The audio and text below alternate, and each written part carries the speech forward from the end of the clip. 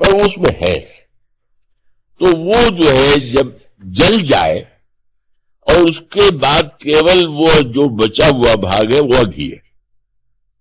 दही जो है वो बहुत अच्छी वस्तु है, पर जिसको मक्खन से घी बनाना है उसको उसको भी नष्ट करना होगा।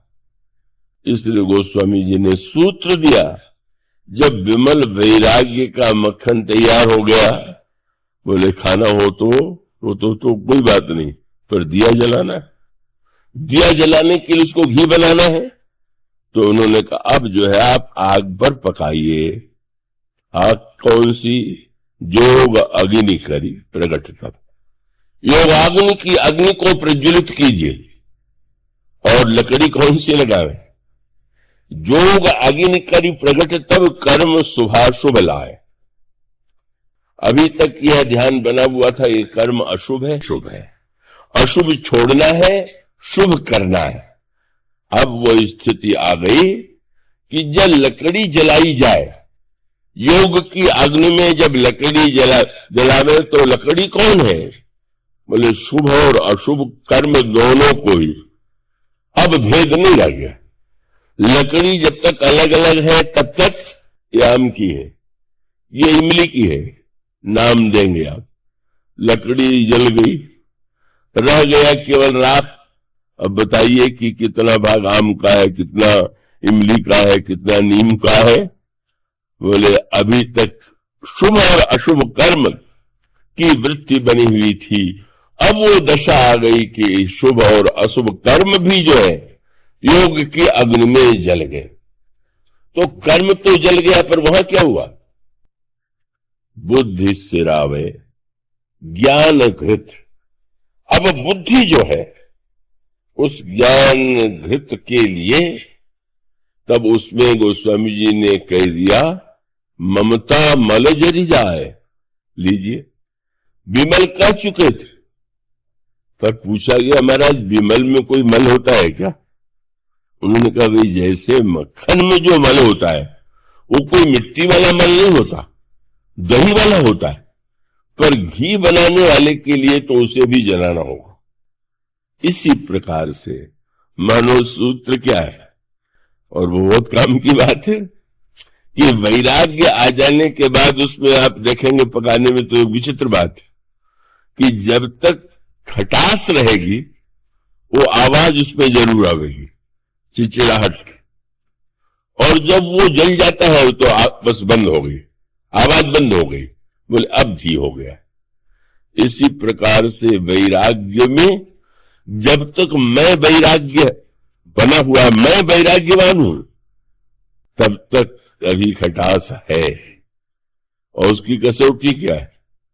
बोले जब तक मक्खन में दही का भाग है तब तक चिचड़ाहट, और जब तक अपने को मैं वैरागी हूं ये मानेगा तो चिड़चिड़ा जरूर होगा, क्योंकि लोगों से चाहेगा कि लोग उसको समझे कि कितना उसने त्याग किया, कितना बड़ा वैराग्य है।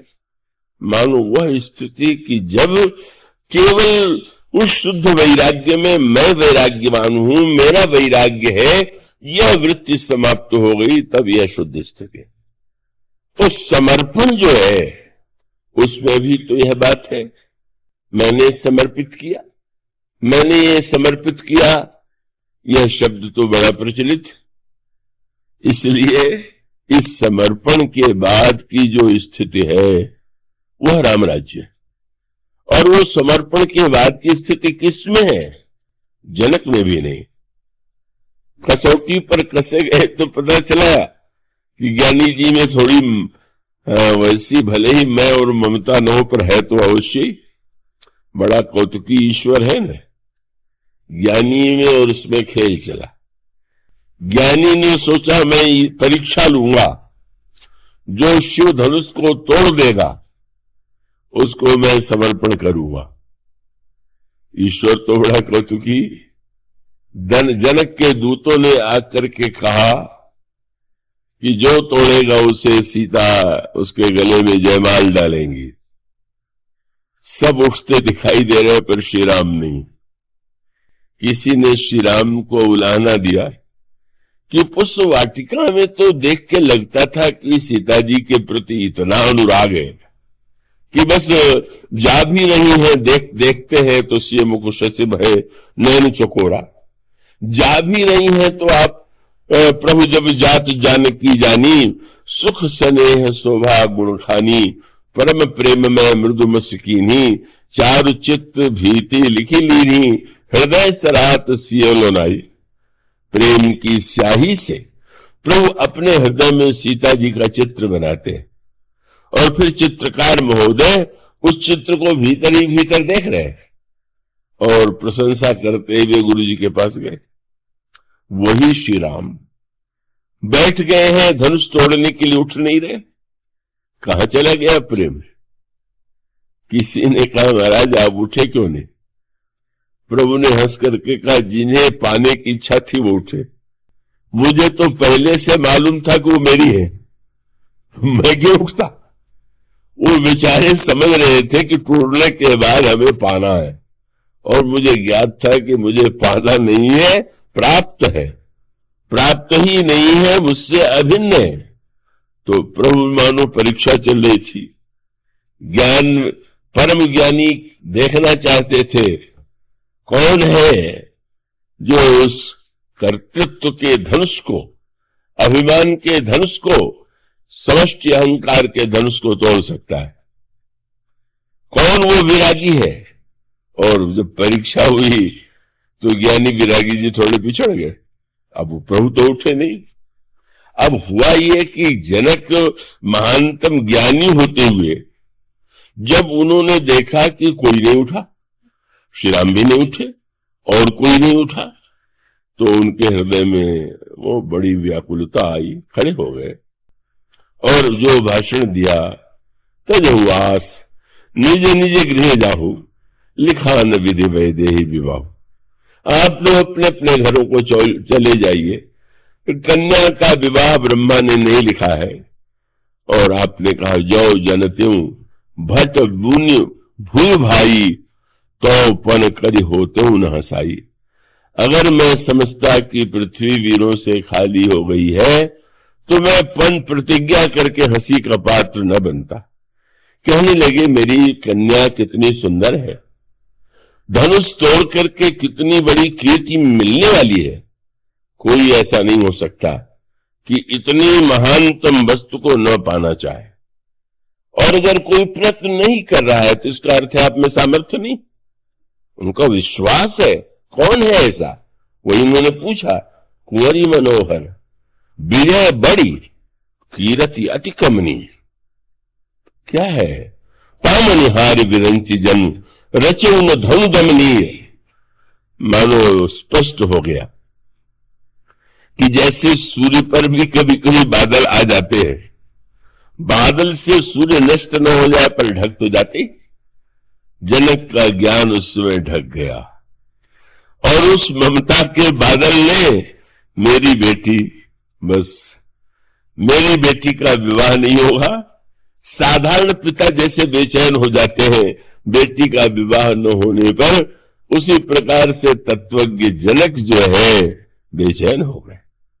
अरे जब क्या करूं, मेरे सामने बड़ी समस्या है। अगर मैं प्रतिज्ञा छोड़ दूं तो सुकृत जाई जो पन परिहरऊं, कुंवरी कुंवारी रही का करऊं। अगर मैं प्रतिज्ञा छोड़ता हूं तो पुण्य नष्ट होता, अगर नहीं छोड़ता हूं तो कन्याकुमारी रह जाएगी। मैं क्या करूं? सबको कर्तव्य की शिक्षा देने वाला आज सोच नहीं पा रहा है कि मैं क्या करूं। और तब कौन बोलने के लिए खड़े हुए? प्रभु बैठे हुए। बस परीक्षा में जनक थोड़ा फिसले। प्रभु को क्रोध आ जाना चाहिए था, उन्हें नहीं क्रोध आया। लेकिन लक्ष्मण जी बोले। लक्ष्मण जी कौन है? साक्षात विरागी। ये दो विरागियों का सामना है। जनक जी को यह विश्वास था कि मैं विरागी हूं। कहा भी उन्होंने, सहज विराग रूप मन मोरा। मेरा मन तो सहज विरागी। तो एक और अपने को सहज विरागी मानने वाले लक्ष्मण, और दूसरी ओर महानतम वैराग्य के घनीभूत रूप लक्ष्मण। लखन राम सीता सहित राजत पर्ण कुटीर, भगत ज्ञान वैराग्य जन सोहत धर शरीर। वैराग्य ने वैराग्य को फटकारा। क्यों फटकारा? आपने ये जब कह दिया कि कौन ऐसा होगा कि जिसके हृदय में इस सुंदरता और कीर्ति को पाने की इच्छा न हो, तो इसका अर्थ है कि आप ये मानते हैं आप त्यागी हैं, आपके हृदय में कोई कामना नहीं, आपको छोड़ करके कोई निष्काम नहीं है। विरागी जी, ऐसा अभिमान मत पालिए। और भी यहां ऐसे हो सकते हैं। लक्ष्मण जी ने जब कहा मैं धनुष तोड़ दूं, तो न समझने वाले तो घबरा जाते हैं। एक वक्ता तो कहने लगे कि जब लक्ष्मण जी ने कहा मैं तोड़ दूं, तो डगमगान मही दिग्गज डोले, पृथ्वी डगमगाने लगी, इसलिए घबरा गई कि ये उतावला लड़का तोड़ के कहीं सत्यानाश न कर दे। उन्होंने कहा लक्ष्मण भाई बिना सोचे समझे बोलते थे। मुझे लगा कि अब वक्ता जी समझ बिना समझे बोलते हैं कि लक्ष्मण जी कितनी ऊंची बात कह रहे थे। आपने मान लिया कि कोई ऐसा नहीं हो सकता है कि जिसमें कामना न हो, निष्काम न हो, केवल आप ही एक निष्काम है। मानो इसका तात्पर्य यह था सामर्थ्य है लक्ष्मण में, पर कामना नहीं, कोई आकांक्षा नहीं। इसलिए जब उन्होंने कहा कि मैं इस धनुष को उठा करके लेकर के दौड़ा जाऊंगा और तोड़ दूंगा, तो विवाह करने के लिए थोड़ी बोल रहे थे। अगर वो उसमें होते तो पहले उठ करके चले जाते। इसीलिए जब लक्ष्मण जी ने ये कहा मैं तोड़ दूं, आप आज्ञा दीजिए, तो सबसे अधिक कष्ट या क्रोध किसको होना चाहिए था? श्री किशोरी जी को, सीता जी को। अरे ये लक्ष्मण जिस तरह की बात कह रहा है मैं तोड़ दूं, क्योंकि जनक जी ने प्रतिज्ञा की है कि जो धनुष तोड़ेगा उससे कन्या का विवाह होगा। लक्ष्मण जी ने बता दिया। बाद में किसी ने कहा महाराज आपने तोड़ने के लिए बहुत भाषण दिया, न आपने तोड़ा न प्रभु ने आज्ञा दिया। लक्ष्मण जी ने मुस्कुरा करके कहा मैंने तोड़ दिया। क्या तोड़ दिया?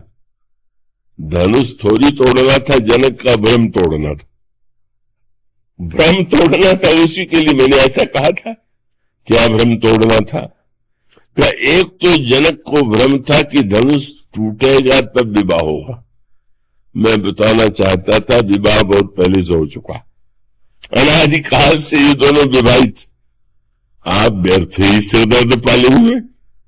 आपकी जो वस्तु नहीं है और जो वस्तुता अनादिकाल से केवल श्री राम की है, वही शंकर जी के विवाह में हुआ।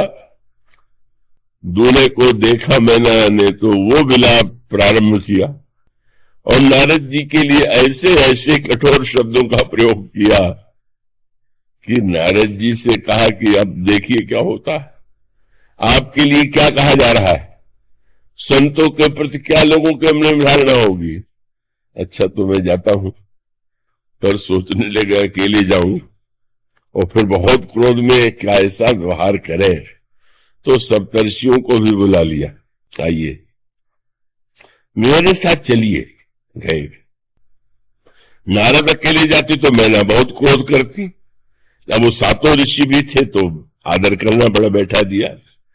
अब नारद जी ने पूछ दिया आप इतना रो क्यों रहे हैं, आप इतने व्याकुल क्यों हैं? बड़ा क्रोध आया। महाराज मेरी कन्या, मैं उसकी चिंता नहीं करूंगी तो आप बिना विवाह के बिना बच्चों के आपको क्या चिंता? कन्या मेरी है तो चिंता मैं नहीं करूंगी, क्या नहीं करना चाहिए? तब उस समय एक प्रश्न किया मैना से, मैना ये तुम्हारी बेटी है? हमारा सब लोग जानते हैं। उनका सब जानते होंगे पर ये सत्य नहीं। सत्य क्या है? मैना सत्य सुनो मम बानी, जगदम्बा तुम इनकी मां नहीं हो, ये तुम्हारी मां, और तुम्हारी मां नहीं सारे संसार की मां। और बता दिया जिनसे कह रहे विवाह नहीं करेंगे, बहुत पहले विवाह हो गया। साल अनादिकाल से यही शब्द था, मैना सत्य सुनो मम बानी, जगदम्बा तब सुता भवानी। अजा, इनका कभी जन्म ही नहीं हुआ। जिसके गर्भ से जन्म हुआ उससे कह रहे हैं नारद जी, अजा अनादि शक्ति अविनाशिनी, सदा संभव अर्धंग निवासिनी, जग संभव पालन लय कारिणी। और वो जो जन्म उन्होंने लिया वो निज इच्छा लीला बपुधारणे, अपनी इच्छा से ही तुम्हें धन्य बनाने के लिए तुम्हारे गर्भ से उन्होंने जन्म लिया है। बस अच्छी पवित्र बुद्धि थी, भ्रम हो गया था पर तुरंत दूर हो गया। दूर होने के बाद पहला काम क्या किया, वही बात हो गई। हिमालय और मैना ने दोनों ने पार्वती जी के चरणों में साष्टांग प्रणाम किया। तब मैना हिमवंत आनंदे, पुनि पुनि पार्वती पद बंदे। अब आनंद क्या है, अगर इस प्रसंग के पहले कन्यादान मैना और हिमालय देते तो मैना तुमने कहा कि देंगे नहीं, पर मानो दे भी देते तो ये समझते कि हमारी उदारता है कि मैंने दे दिया। अब जो देने का आनंद है दूसरे तरह का। अब लगा मैं क्या दे रही हूं, वो तो उन्हीं की है, बड़ी कृपा करके बेटी बनकर आ गई, मुझे सौभाग्य दे दिया। मानो वह आनंद, वही आनंद जनक को देने के लिए लक्ष्मण जी फटकार रहे हैं। आप व्यर्थ ही चिंता पाल रहे हैं, आपको बड़ी चिंता हो गई मेरी कन्या कुमारी रह जाएगी। और जब यह शब्द कह दिया, बस मानो सबसे प्रसन्नता किसको हुई, जिसमें लखन सकोप वचन जब बोले, डगमगानी मही दिग्गज डोले, सकल लोक सब भूप डराने। राजा तो डर गए, छोटा भाई इतना शक्तिशाली है, दावा कर रहा है, प्रसन्नता किसकी हुई। गोस्वामी जी कहते हैं सी हर्ष, सीता जी को बड़ी प्रसन्नता हुई। चलो हम दोनों के विवाह को जानने वाला कोई गवाह तो है। ये समस्या आ गई। अब कठिनाई ये थी कि भगवान राम सीता अनादिकाल से दंपति है, पर संसार में तो बिना गवाही के बात मानी नहीं जाती। यहां तो सभी कह रहे हैं कन्या कुमारी है, विवाह होना है, विवाह हो चुका है। लक्ष्मण जी ने जब कहा तो समझ गए क्या कह रहा है, इसलिए बड़ी प्रसन्न हुई। और उसके पश्चात जब जनक का भ्रम टूट गया, तब मुस्कुरा करके विश्वामित्र ने कहा, उठो राम भंजहो। शब्द कितना सुंदर चुना, भव चाप। ये रामायण में जिन शब्दों का प्रयोग किया गया है उसको बदलने की चेष्टा नहीं करना चाहिए। वो उन शब्दों में कुछ रहस्यमय भाव है। ये कहा गया, कह सकते थे कि शंकर का धनुष तोड़िए, शिव का तोड़िए, महेश का तोड़िए, पर उन्होंने कहा उठो राम भंजहु भव चापू। भव शब्द का, भव भी शंकर जी के नामों में से एक नाम है। उन्होंने भव नाम क्यों लिया, भव माने संसार भी है और भव माने शंकर भी है। भव सागर चह पार जो पावा, शंकर जी भी भव है और संसार भी भव है। बहुत विलक्षण सी बात है, ये बड़ा दार्शनिक सत्य है। अरे कोई और शब्द नहीं था शंकर जी के लिए, या संसार के लिए कोई और शब्द रख देते।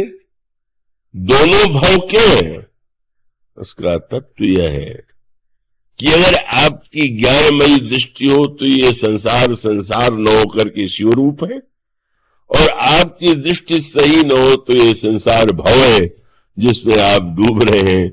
यह मानो दोनों शब्दों का तात्पर्य है, अज्ञानी के लिए भव जो है वो डुबोने वाला दुख में है, और जो दृष्टि पा चुका है मानो उसका संकेत ये था कि आज ही तो भव को नष्ट करना।